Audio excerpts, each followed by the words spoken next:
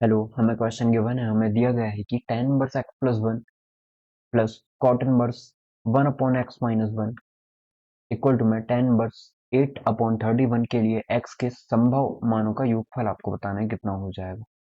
ठीक है, तो सिंपल क्वेश्चन है, इसे करते हैं हम सॉल्व। तो जब भी हमें tan इनवर्स कॉट इनवर्स इस तरीके से यहाँ भी tan इनवर्स दिख रहा है तो ये कंपैरिजन इजीली हो जाएगा यदि हम इसे tan इनवर्स में बदल दें, क्योंकि उसका फॉर्मूला हमें पता है।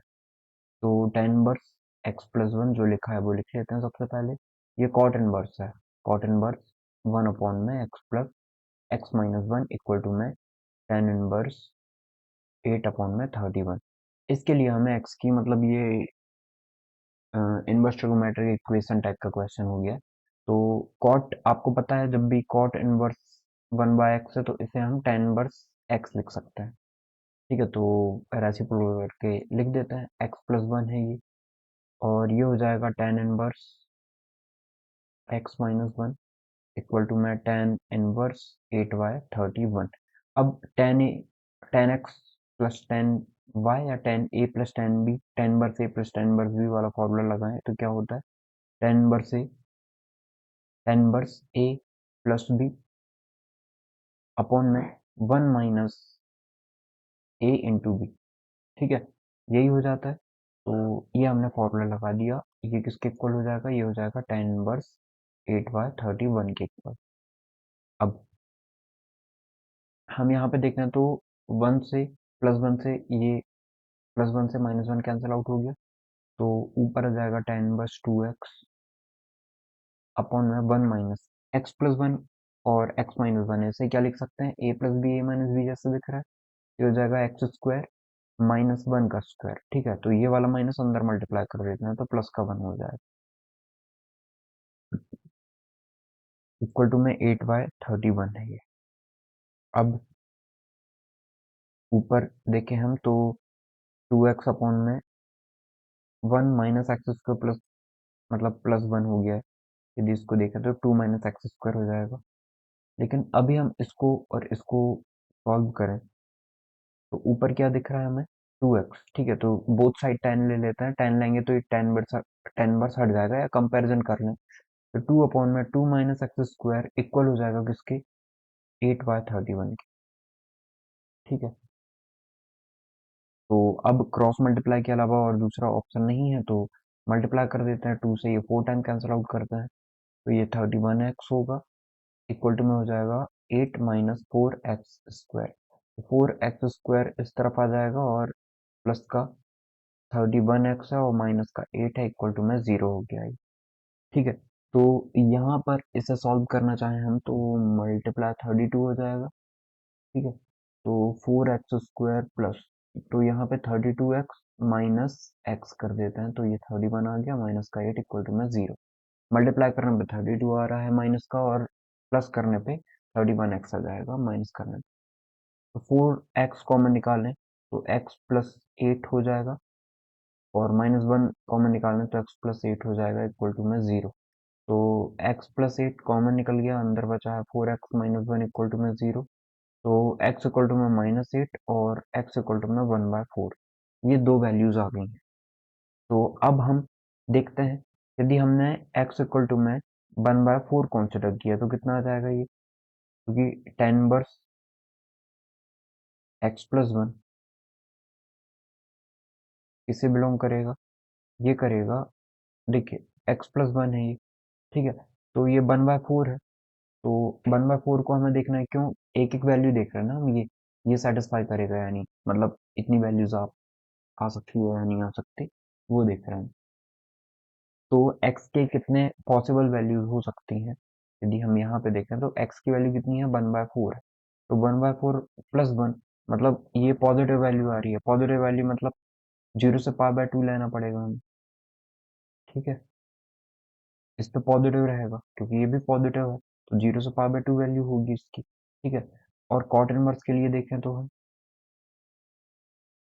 कॉट इनवर्स वन अपॉन में एक्स माइनस वन। ठीक है, तो ये किसे बिलोंग करेगा? क्योंकि ये करता है जीरो से पाई को। ठीक है, एक्चुअल में जीरो से पाई को करता है, लेकिन यहाँ पे देखें तो ये किसे करेगा? ये करता है जीरो से पाई को बिलोंग।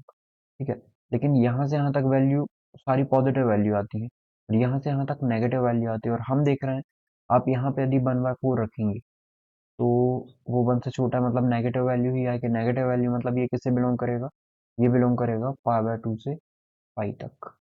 ठीक है, तो अब हम देख रहे हैं जो वैल्यूज है हमारी वो कौन सी पॉसिबल हो जाएगी। ठीक है, तो x के संभव मानों का योगफल बताना है, x के कितनी वैल्यूज पॉसिबल है हमें वो बताना है। ठीक है,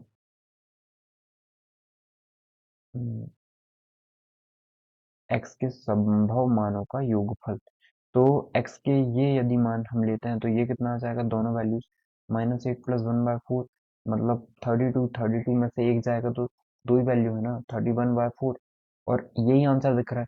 -8 1/4 अकेला नहीं दिख रहा, मतलब -31/4 आप इजीली यहाँ से ही निकाल सकते थे, पर हमें देखना है कि वो वैल्यू मतलब कंसिडर हो पा रही है या नहीं हो पा रही।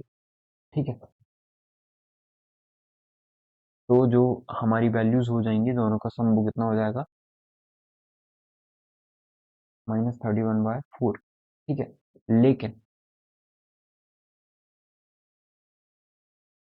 लेकिन आपको ना एक चीज पता होगी कि डायरेक्टली हम सम नहीं कर सकते हैं ऐसा, तब तक तब तक नहीं कर सकते जब तक वो सेटिस्फाई नहीं कर देता दोनों कंडीशन को। अभी हमारे पास ये कंडीशन है, यदि हम 1/4 रख के देखा तो अभी हमने देखा कि जब आप 10 + x + 1 रख रहे हो तो 0 से π/2 के बीच में वैल्यू आएगी, पॉजिटिव वैल्यू आएगी। आप रख के भी देख सकते हो, 1/4 रखेंगे तो ये 5/4 आ जाएगा।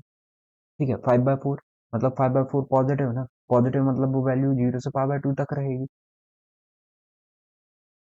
क्योंकि 10 यहाँ से यहाँ तक ही पॉजिटिव होता है ना, तभी तो पॉजिटिव वैल्यू आ रही है। और कॉट इनवर्स नेगेटिव हो जाएगा। ठीक है, कॉट इनवर्स नेगेटिव होगा, इसका मतलब क्या कि यदि आप 1/4 रखते हैं ना, 1/4 आपने यहाँ रख दिया, सॉरी, तो ये वैल्यू आ जाएगी 1/में 1 माइनस का 4, 4 ऊपर चला जाएगा। ये वैल्यू आपकी आ गई है नेगेटिव में, -4/3। ठीक है, अब ये नेगेटिव आ गई है, मतलब नेगेटिव कॉट कहाँ पे होता है, ये यहाँ से यहाँ तक इतना एरिया नेगेटिव होगा, मतलब ये वैल्यू आ गई आपकी π/2 से पाई।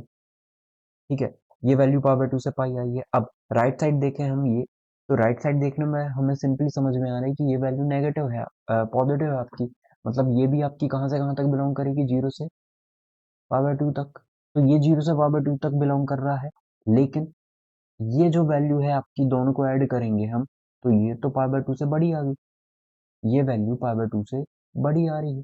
ठीक है, और ये वैल्यू π/2 से छोटी आ रही है, तो ये तो पॉसिबल ही नहीं हो सकता। इसका मतलब -1/4 पॉसिबल नहीं होगा, सॉरी 1/4 पॉसिबल नहीं होगा। आप 8 चेक कर लो, आप x इक्वल टू में -8, तो वही हो जाएगा हमारा आंसर। अब 8 किस पे आ रहा है, तो ये 4 8 जा 32, मतलब ऑप्शन नंबर 1 हमारा करेक्ट हो जाएगा।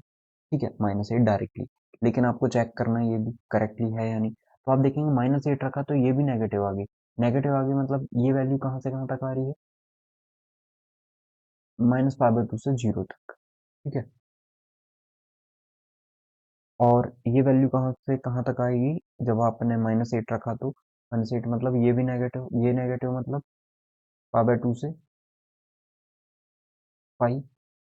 ठीक है, तो अब देखो, अब ये वैल्यू हम देख रहे हैं 0 से π/2 तक आ रही है, और इसका सम करेंगे तो ये भी आपका नेगेटिव से पॉजिटिव सम होगा तो कितना आ जाएगा। ठीक है, इसका मतलब ये कंडीशन आपकी सेटिस्फाई हो सकती है, पर ये वाली नहीं होगी, तो हमारा जो करेक्ट आंसर है वो ऑप्शन नंबर 1 हो जाएगा। Okay, thank you.